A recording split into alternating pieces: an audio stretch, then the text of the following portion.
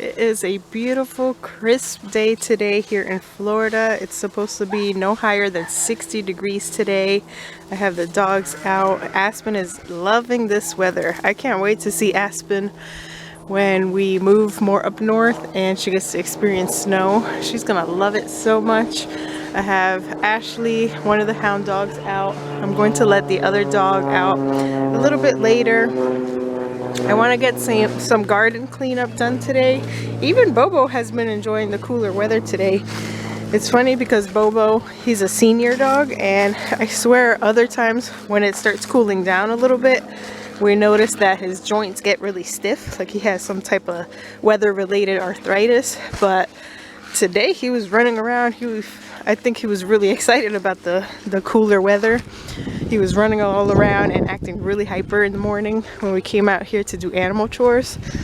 But so everybody's enjoying the cooler weather. We finished homeschool and the kids are playing in the trampoline. I try to get them outside whenever I'm out here so we can all get some type of exercise or just fresh air being outside. But I wanted to get some work done in this garden. It's not too terrible like it has been in the past, but it's gonna quickly get there if I don't get it in control right now.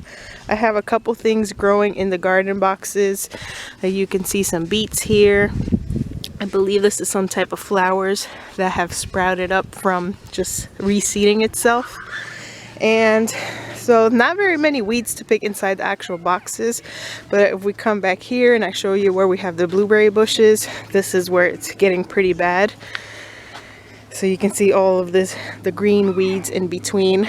So what I'm gonna do is just enjoy this weather, and I'm gonna put some music on, maybe some worship or something. I like to put Christian music on and just meditate in God's presence and get this garden nice and cleaned up.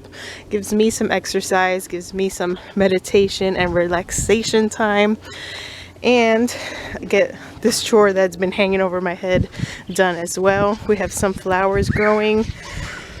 I think these are cosmos. I'm not quite sure, I forgot. So I'm gonna get that done. I tried to get started the other day, maybe a couple days ago, and it was still just so hot and I was getting bit by mosquitoes. And then I went to pull out a weed somewhere in here. I gotta be careful. But I went to pull out a weed there and a bunch of bugs came flying out, and then something stung me on my finger.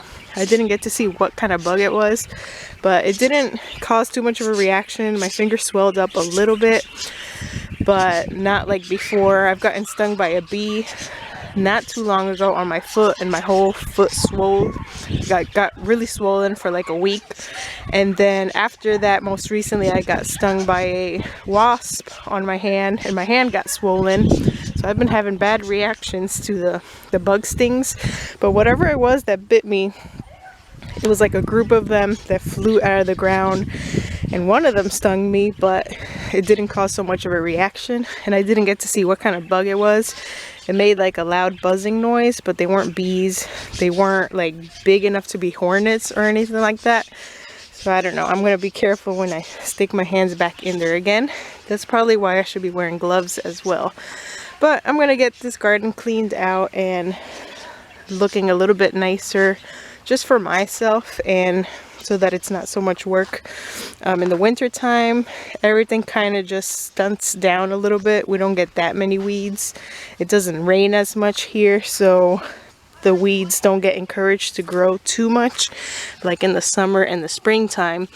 But if I let it go and just don't keep up with it, it will get bad. So I want to make sure that I keep up with it. And over there, when it's like a lot of weeds like that, what I just use is this tool and just scrape it. So in the garden boxes, I'll just go and hand pick weeds, but back there I just scrape it up with this, and it makes the job a lot quicker. So that is pretty much it, what I'm planning on doing right now.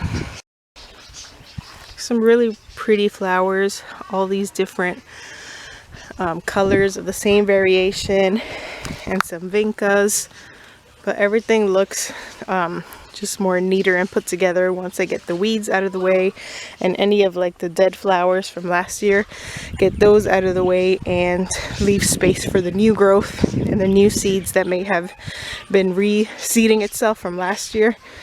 Those will pop back up too once I get the weeds out of the way. It'll allow more sunshine in.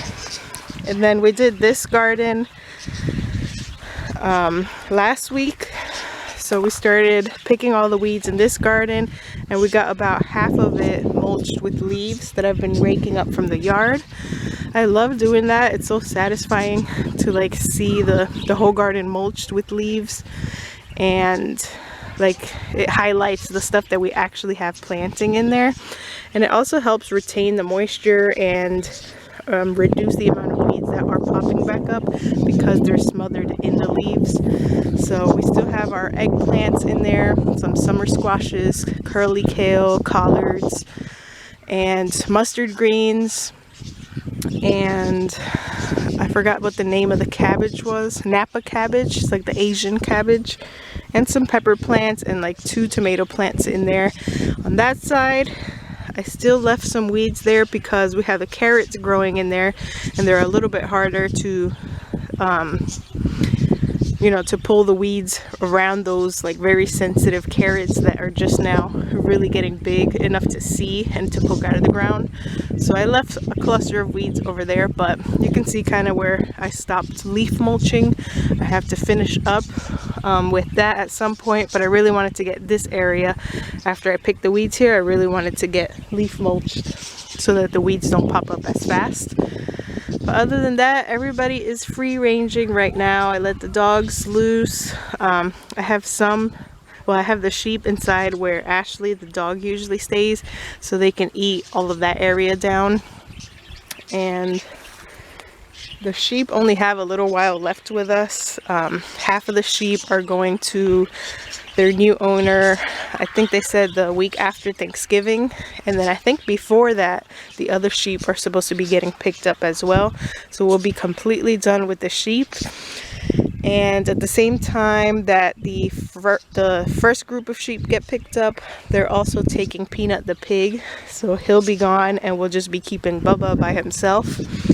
And that's going to be pretty much it for like the larger livestock.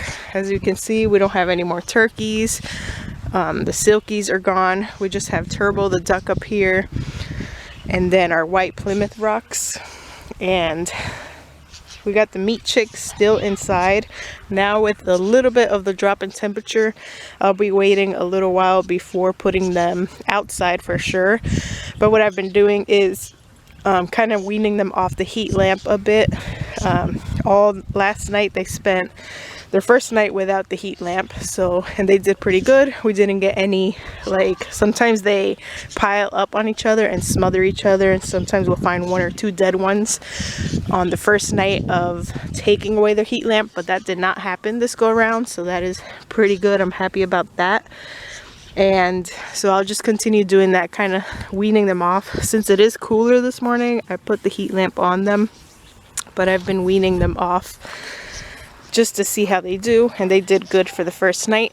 So, and then slowly when they get a little bit bigger, I'll start bringing them outside on their little hoop houses with the electric poultry netting. Sometimes it's just nice to get outside and get off social media, get off your phone, and do something enjoyable outside, whether it's just taking a walk, maybe a bike ride, go hiking, or if you have a garden, just go gardening and just spend your time doing something else other than staring at a screen is nice, especially if you work in front of a computer or if you work in an office setting. That's even more, when it's even more important to go outside and get into nature. Come on, there you go play.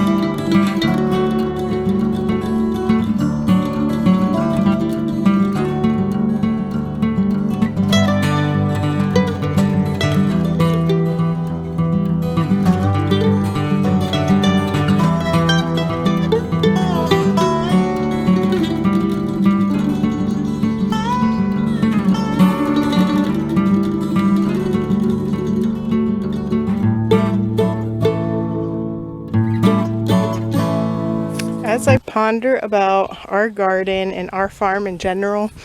I have also already discussed with my husband what our future plan is with gardening, because we definitely want to do a market garden. However, our future property ends up looking like we have no clue yet what kind of acreage we'll have, or if it's going to be in like on top of a mountain or within a mountain, or if we're going to have pretty generally flat land wherever it is that we end up.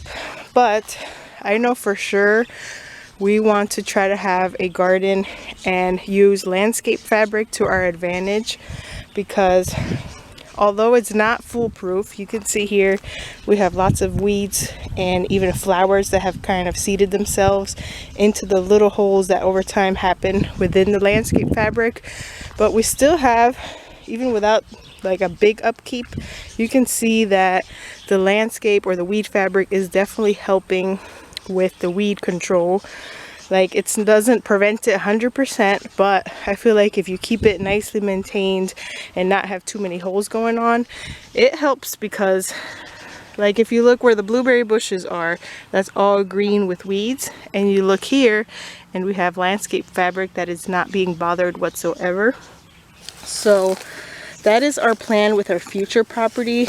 I imagine that one of our first animals that we're gonna get is going to be pigs, because we want to utilize pigs to root up the area that we want to grow most of our vegetables. And then after they've rooted it up for a good while, and also we're not trying to get animals within the first year of living there either, but I imagine that our first animals are going to be pigs, so that we can use them to our advantage in just kind of rooting over everything, all the land that we want planted with vegetables.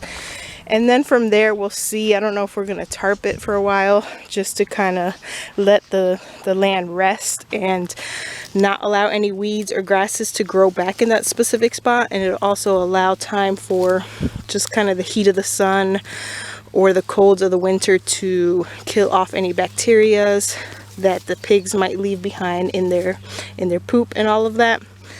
So that is kind of our plan. We're trying to take bits and pieces of what we learned here in this practice farm. I've always considered this little 5-acre property here in Florida our practice farm.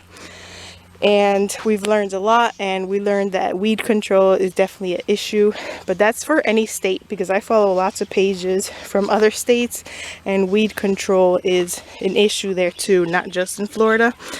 So we're taking a different approach when we get to actually planning our market garden, into utilizing this like very good quality weed barrier cloth, not like the soft kind that you find at the store, but this one that's more thicker. And if you overlap it good enough and pin it down really good, it will stay for a while, because we've had this for quite a bit now and it's still standing. The wind hasn't blew it away.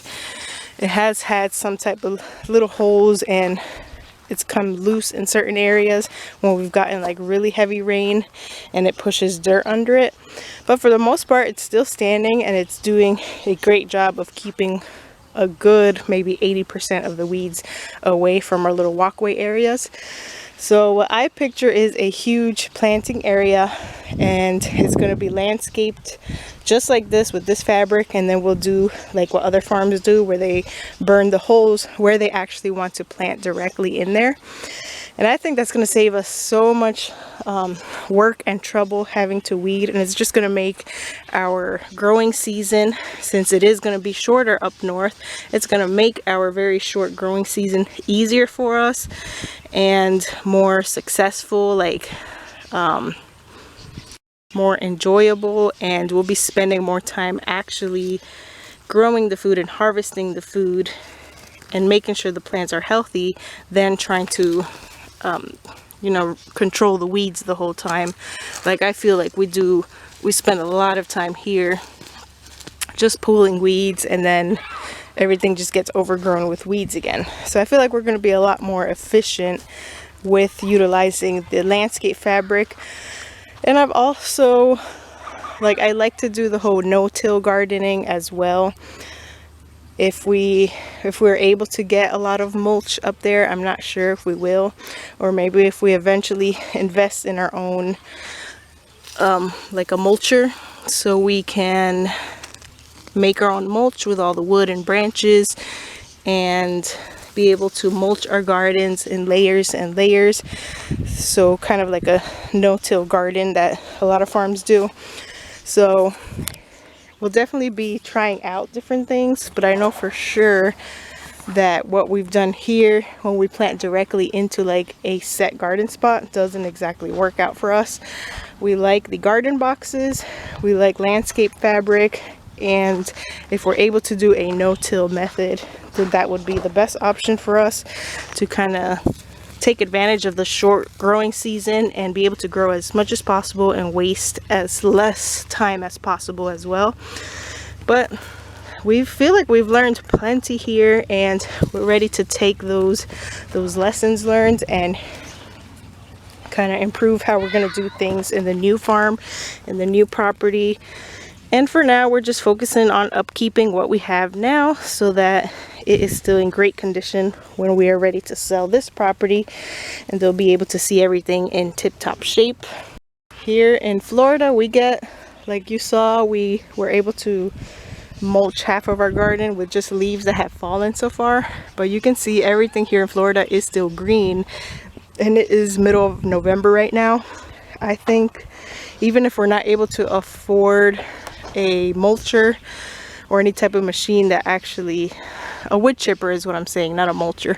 If we're not able to afford a wood chipper, I think we'll be using the leaves to our advantage up north as well, because during the fall time, literally all of the leaves fall off of the trees, and we can rake those up and use them rather than just leaving them on the ground. So I see us having a nice huge planting area that's going to be solely landscape fabric based, and then I plan on having definitely fruit trees. So maybe we can use the wood chipper and the leaves to like fertilize and keep up with our trees and mulch our trees very heavily, and also have a nice separate large plot for having a no-till garden, which I think landscape fabric is sort of no-till as well, because the landscape fabric stays there and you plant directly into those holes, you fertilize directly into those holes, and you really make sure that the soil is in good condition before you even lay the fabric. But I'm not really sure if that's considered no-till. I think no-till, when I hear no-till, I think more of like when you're layering the mulch and the wood chips or leaves or whatever organic material, you keep layering it so it doesn't allow new weed growth, and it does allow the soil under there to stay as moist as possible and keeps your plants as healthy as possible. That's what I think of when I hear no-till. So you guys let me know in the comments if landscape fabric is considered a no-till method as well. I'm not really sure, but that's kind of what I want to do in the future property. Like I said, have a large area designated to the landscape fabric, and then have another large area probably with the more natural approach of no-till layering method. And then I don't know if we'll have garden boxes, because wood prices are pretty crazy right now. So I think the days of building wood-based garden boxes are probably over, and plus we want to be able to use the land as much as possible and not have to use so much store-bought things. So maybe we can figure out a different way of making the garden boxes with like natural wood from our property and stuff like that. And the fruit trees, for example, that's going to be another big area we want to expand in. We've recently started really getting serious about planting fruit trees on this property, but we definitely want to start off right off the bat when we move into our future property. If it doesn't already have fruit trees, then that is what we're going to really focus on starting with. And we've kind of found the trick to planting fruit trees, and even with fruit trees, a lot of like natural composted material is needed, like the leaves and pieces of sticks and as much as you can find to fill in and improve the richness of the soil that you're planting your fruit tree inside of. So that is just another thought and another plan that we are thinking ahead for when we do move, is what we want to take away from what we learned here and use it to our advantage to make our life a little bit easier.